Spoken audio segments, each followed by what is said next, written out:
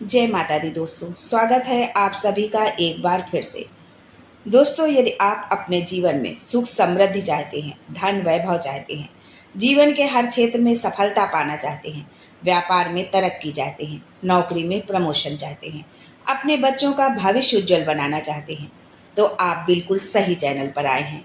यदि आप पहली बार हमारे इस चैनल पर आए हैं तो चैनल को सब्सक्राइब करके बेल आइकन जरूर दबाइएगा। दोस्तों, भारतीय पंचांग के अनुसार वैशाख मास के शुक्ल पक्ष की तृतीया तिथि को अक्षय तृतीया कहा जाता है। अक्षय यानी जो कभी समाप्त न हो। इस दिन किया गया दान, हवन, पूजन व खरीदारी अक्षय, पूर्ण और स्थायी समृद्धि देती है। इसे स्वयं सिद्ध मुहूर्त माना गया है, जिसमें बिना किसी पंचांग को देखे हर शुभ कार्य प्रारंभ किया जा सकता है। इस वर्ष अक्षय तृतीया 29 अप्रैल को शाम 5:32 से प्रारंभ होगी और 30 अप्रैल को दोपहर 2:15 तक रहेगी। उदया तिथि के अनुसार जो है 30 अप्रैल को इसका पर्व मनाया जाएगा। 17 साल बाद यह शुभ संयोग बन रहा है। इस बार अक्षय तृतीया पर बुधवार और रोहिणी नक्षत्र का विशेष संयोग बन रहा है। 17 साल बाद आया है ऐसा विशेष संयोग। अगली बार ये संयोग 27 साल बाद वर्ष 2052 में बनेगा। दोस्तों, इस दिन परिजात, गजकेसरी, केदार, काहल, हर्ष, उभयचरी और वाशी नामक 7 राजयोग, सर्व सिद्ध योग, शोभन योग और रवि योग जैसे 10 महायोग भी बनेंगे। इससे व्यापार, निवेश और नई शुरुआत अत्यंत शुभ फलदायी होगी। यदि आप कुछ नया व्यापार या कोई भी कार्य शुरू करना चाहते हैं या कोई भी शुभ कार्य करना चाहते हैं तो वो बहुत ही उत्तम होगा। अक्षय तृतीया के दिन सोना चांदी खरीदने की परंपरा है। इसे धन, धान्य और सौभाग्य का प्रतीक माना गया है। सोने को लक्ष्मी और चांदी को चंद्रमा का प्रतीक मानते हैं।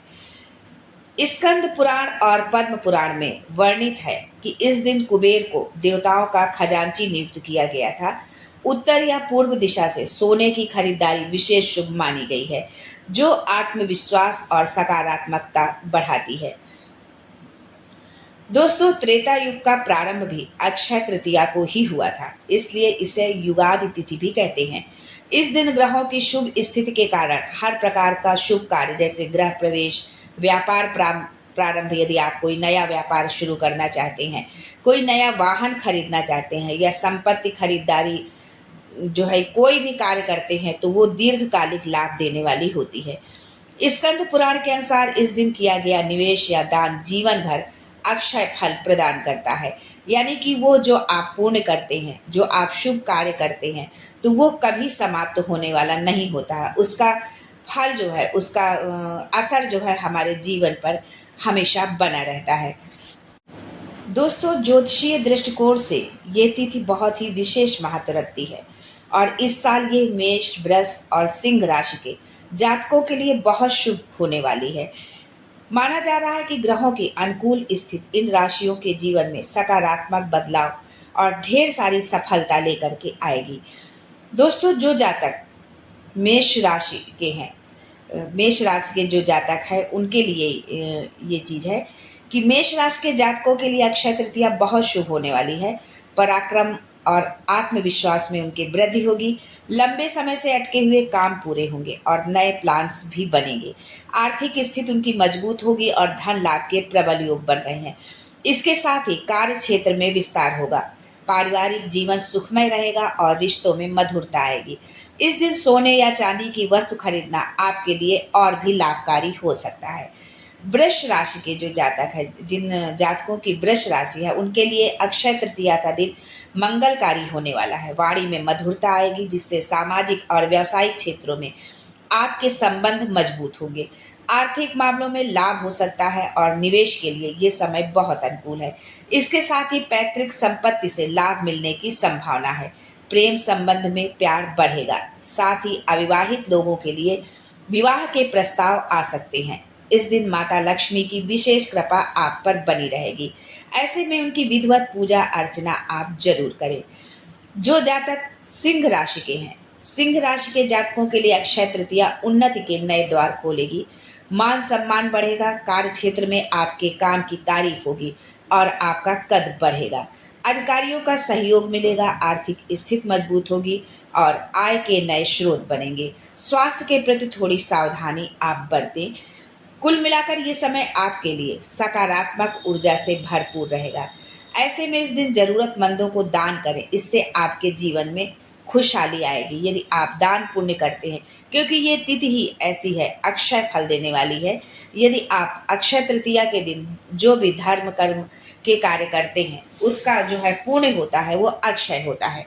इसलिए इस दिन आप जो है दान पुण्य आप जरूर करें। जरूरतमंदों को अपने सामर्थ्य के अनुसार आप दान अवश्य दें।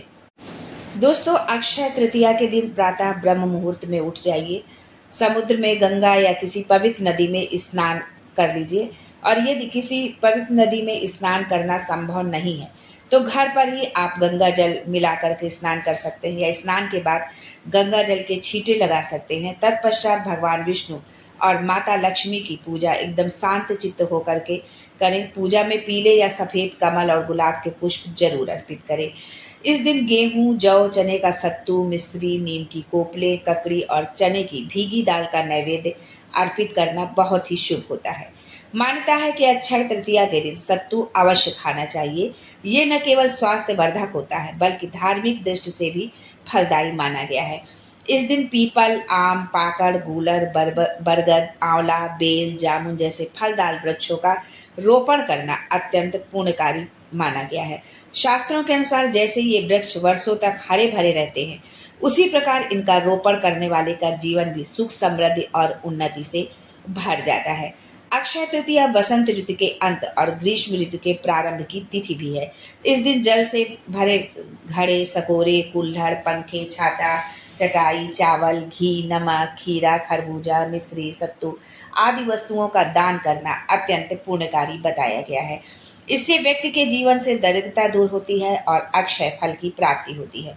इस दिन केवल लक्ष्मी नारायण ही नहीं बल्कि भगवान शिव और माता पार्वती की पूजा करने का भी विशेष विधान है। विशेषकर विवाहित स्त्रियां इस दिन अखंड सौभाग्य और पारिवारिक सुख शांति के लिए शिव पार्वती की आराधना करती हैं।